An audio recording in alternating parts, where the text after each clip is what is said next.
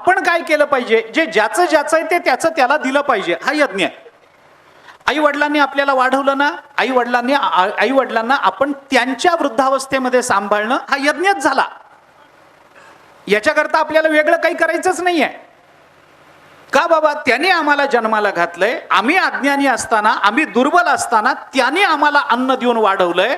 मग आमचं कर्तव्य काय आहे, त्यांचं त्यांना मिळालं पाहिजे. कारण आज आम्हाला जे मिळालं ते त्यांच्या कृपेनं मिळालं असेल, शिक्षकांच्या कृपेनं मिळालं असेल, आम्हाला अन्यांच्या काही कृपेने मिळालं असेल. तर ज्याचा ज्याचा जो जो वाटा ज्या ज्या प्रमाणामध्ये आहे तो तो वाटा त्यांचा त्यांना त्या त्या प्रमाणामध्ये अत्यंत प्रामाणिकपणानं देत राहणं, याचं नाव आहे यज्ञ.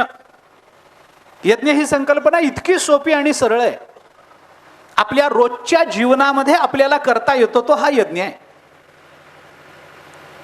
आणि हा जो यज्ञाचा स्वभाव आहे, ज्याचं त्याला देऊन टाकणं,